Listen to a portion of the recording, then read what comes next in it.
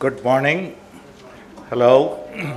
A very warm welcome to all of you on behalf of the organizers, Catalyst for Social Action, CSA, A Future for Every Child, AFEC, and our partners, UNICEF.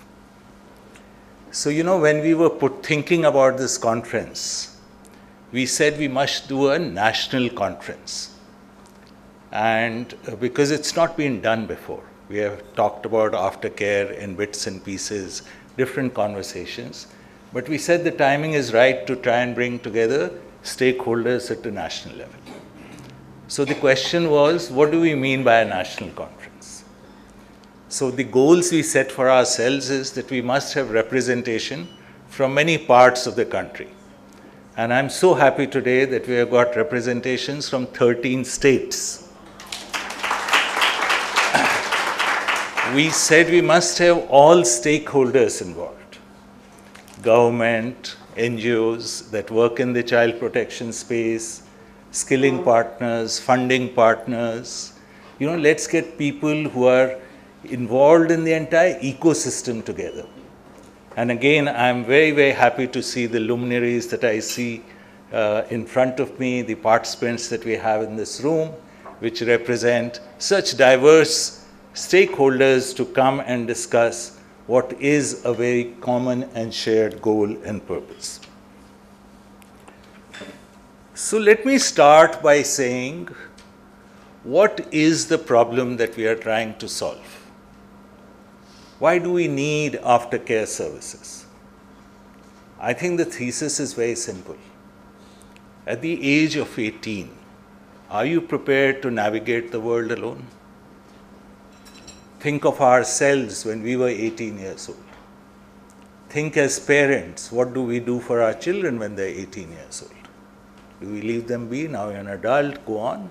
No, we support them, we mentor them, we help them figure out what is the best career choice for them. We make sure that they are supported and, directed in their entire journey. So why should it be any different for the care leavers that leave institutional care or at the age of 18 from alternative family care need to move into independent living and livelihood? And let's remember that these children, right, they have been living in a cocoon. They have not had support or parental guidance. They may have suffered trauma. They will have missed years of education. They have no exposure to the outside world. The daily conversations that we have, aage badh ke kya karoge, right? Those conversations they don't have. And now at the age of 18, we are saying, hey, you're an adult, now please go and take care of yourself. So this is, and so it's very obvious that without a very purposeful intervention, without aftercare services, the outcomes will be dismal, right? So the next question I want to ask is this a problem worth solving for? Are the outcomes that we can achieve through aftercare services, is it worth the effort? Or should we be putting in our money and our investment and our effort or time into something else? Well, you will see the answer to this when you meet, people like these two youngsters who are in front of you. You will meet many other care leavers in one of the panel discussions. And I must remind you that the change that we are seeking is a permanent change in their life. What we are trying to do is to break that whole cycle of poverty, destitution, exploitation that they are caught in. So the impact that we are making is not just lifelong, but it is for generations to come. When we talk about rehabilitation, this is what rehabilitation really means. That we give these children an opportunity to break out from the constraints of what they have been through and to achieve their potential and be able to take their rightful place as a happy and contributing member of society. So frankly, at multiple levels, I mean, one can do a return on investment calculation, one can look at the faces of these young people, right? One can think about the long-term impact. Aftercare Services is one of the most impactful programs that I have come across. It is one of the most impactful programs. Okay, all right. So we know the problem. We know it's worth solving. So the next question is, can it be solved? Because all of us working in government or in civil society or even as citizens come across so many problems in the country. And many of these problems are so interrelated, dependent on other things, that they're very difficult to solve. Or sometimes you solve something, but the impact of that is temporary, it's transient. So the question is, if we said we want to provide aftercare services and it's worth doing, do we have a way to solve the problem? And this is where today, from AFEC and from CSA, you're going to hear an example. You'll hear from them the model that has been built up together. This is not a theoretical model. This is a model that has been tested and tried and proven on the ground at some level of scale. CSA runs the largest aftercare program in this country with 2,500 care leavers. We have been doing this for multiple years, so we have data about what is the impact at different stages. And in the two presentations that we will have in the morning, this model, the thinking about what do we mean by impact, how do we measure it, how do we know that it's scalable, what builds scalability will be shared with you.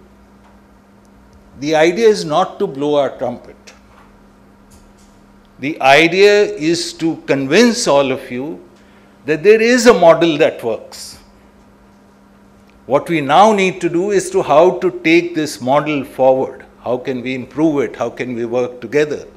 But there is an effective and scalable model in place, right?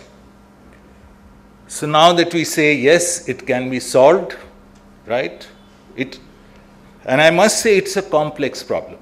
We talked about all the challenges that care leavers face. Add to this the geographical dispersion.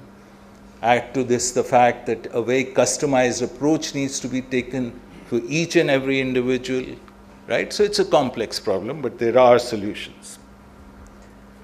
So the next question is, what is the size of the problem at the national level, right? Our estimate is there are 50,000 care leavers every year who either age out of institutional care or reach the age of 18 from alternative family care. Okay? I must say hard data is not available, and that's one of the things that we should think about. But a good estimate is about 50,000 care leavers. Okay? CSA is working with on an annual basis 700 care leavers, 2%, right? There are many other institutions that are also working in aftercare. But I think we can all see where I'm going with this, that there is a big gap, right? But it's not such a big gap that we cannot foresee closing this gap at scale. We are not talking about millions and millions of people. We are not talking about funds that are beyond the reach and capability of what this program requires. So really now I come to the purpose of this conference. The purpose of the conference is Ahvaan. a call for action. And the challenge that I want to set for all of you collectively is that how can we work together to see that each and every care leaver gets the support and services that they require, gets the opportunity to realize their potential, and we are really able to say with some pride that yes, we have taken care of a child in need of care and protection, and we have truly provided for the rehabilitation of this child. So in this conference, there are going to be a number of panel discussions, and the panel discussions are all yours, right?